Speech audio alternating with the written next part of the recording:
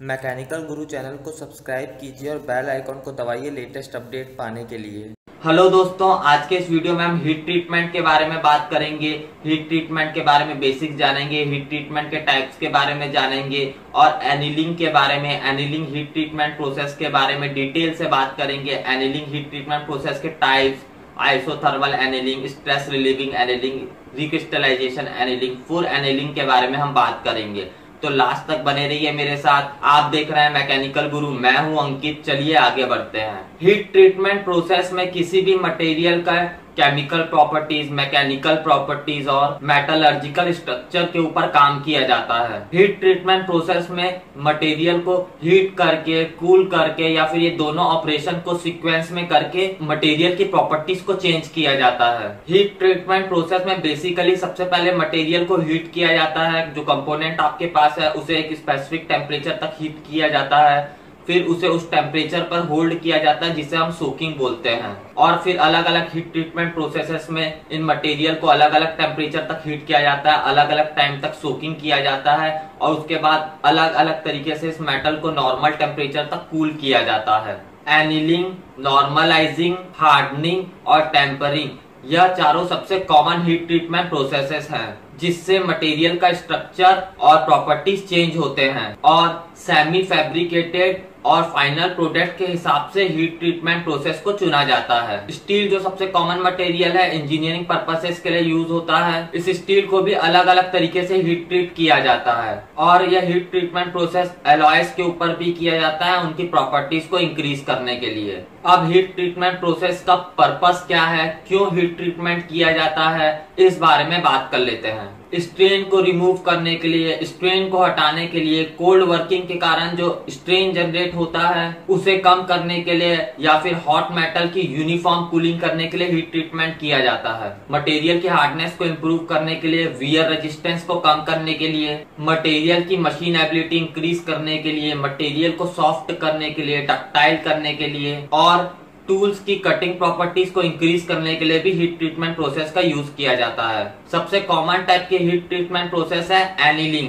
Heat treatment process में annealing का main use grains को एक ही पैटर्न में अरेंज करने के लिए, मटेरियल को रिक्रिस्टलाइज करने के लिए या फिर कोल्ड वर्क या फिर वेल्डेड कंपोनेंट्स से स्ट्रेस को रिलीव करने के लिए, स्ट्रेस को हटाने के लिए एनीलिंग प्रोसेस का यूज किया जाता है। एनीलिंग के कुछ वेरिएंट्स भी हैं जैसे full annealing, stress relieving annealing. चाहे इनमें से कोई भी एनीलिंग प्रोसेस हो, पहले मटेरियल को लोअर क्रिटिकल टेम्परेचर या अपर क्रिटिकल टेम्परेचर तक हीट किया जाएगा, उसके बाद उसे सोक किया जाएगा। उसके बाद एनीलिंग प्रोसेस में हमेशा स्लो कूलिंग की जाती है। एनीलिंग प्रोसेस में या तो फर्नेस में कूलिंग किया जाएगा या फिर उस कंपोनेंट का एयर में कूलिंग किया जाएगा। इन दोनों के अलावा और कोई दूसरी तरीके की कूलिंग नहीं होती एनीलिंग प्रोसेस में।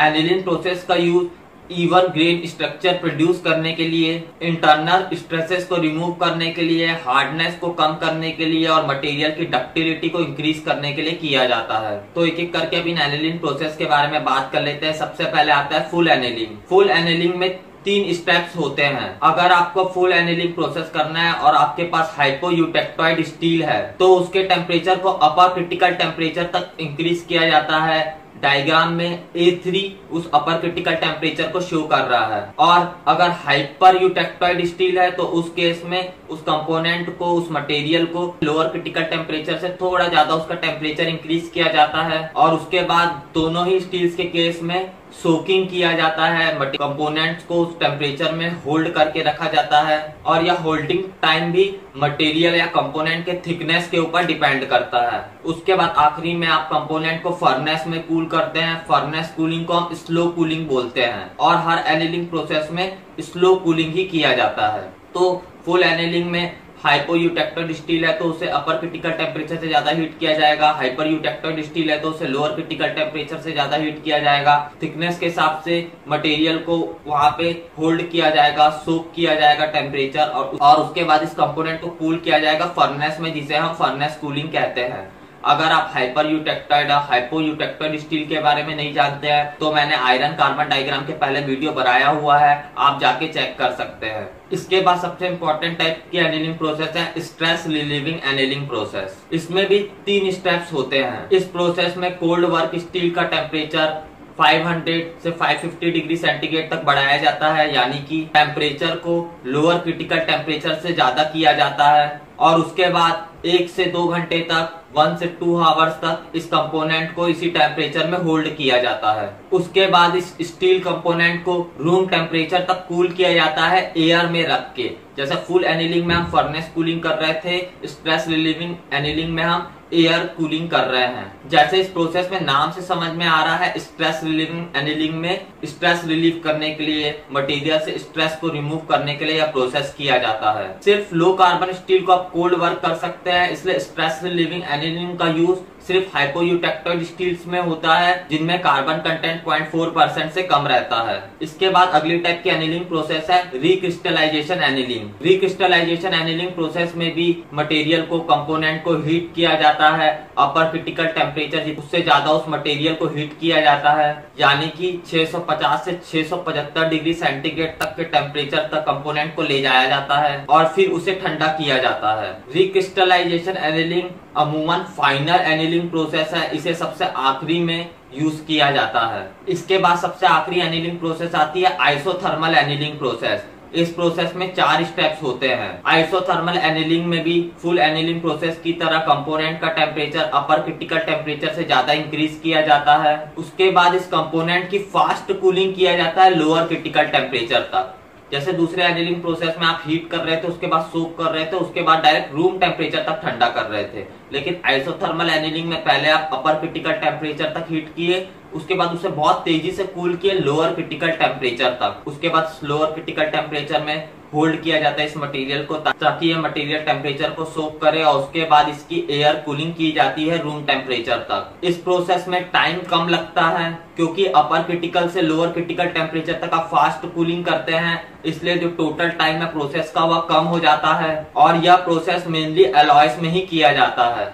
एलॉय स्टील्स को ही इस प्रोसेस में यूज किया जाता है। आखिरी में इस एलॉय स्टील को स्लो कूल किया जाता है, जिससे कि मटेरियल अगर बहुत हार्ड है तो वह सॉफ्ट हो जाए और उस एलॉय की डक्टिलिटी इंक्रीज हो जाए। तो एक बार फिर से रिवीजन कर लेते हैं। अगर फुल एनीलिंग प्रोसेस है तो स्टील कंपोनेंट को सबसे पहले अपर क्रिटिकल टेम्परेचर तक हीट किया जाएगा, अगर वो हाइपर यूटेक्टोइड स्टील है तो। और अगर हाइपो यूटेक्टोइड स्टील है तो फुल एनीलिंग में उसे लोअर क्रिटिकल टेम्परेचर से थोड़ा ज्यादा हीट किया जाएगा, उसके बाद उस टेम्परेचर में उसे होल्ड किया जाएगा, उसके बाद इसे फर्नेस में कूलिंग की जाएगी। अगर स्ट्रेस रिलीविंग प्रोसेस है तो कंपोनेंट को 500 से 550 डिग्री सेंटीग्रेड यानी लोअर क्रिटिकल टेम्परेचर से ज्यादा उसका टेम्परेचर इंक्रीज किया जाएगा, वहां उस टेम्परेचर में उसे होल्ड किया जाएगा और उसके बाद एयर में इसकी कूलिंग की जाएगी तब तक जब तक यह रूम टेम्परेचर में ना आ जाए। Stress relieving annealing mainly hypoeutectoid steels में होती है, जहाँ पे कार्बन कंटेंट 0.4% से कम रहता है। रिक्रिस्टलाइजेशन एनीलिंग प्रोसेस में कंपोनेंट को 625 से 675 डिग्री सेंटीग्रेड तक हीट किया जाता है, वहां पे होल्ड किया जाता है, उसके बाद एयर में कूल किया जाता है। यह एक फाइनल हीट ट्रीटमेंट प्रोसेस है। और आइसोथर्मल एनीलिंग एलॉयज के लिए यूज होता है, जहां पे इसका टेम्परेचर सबसे पहले अपर क्रिटिकल टेम्परेचर से ज्यादा ले जाया जाता है,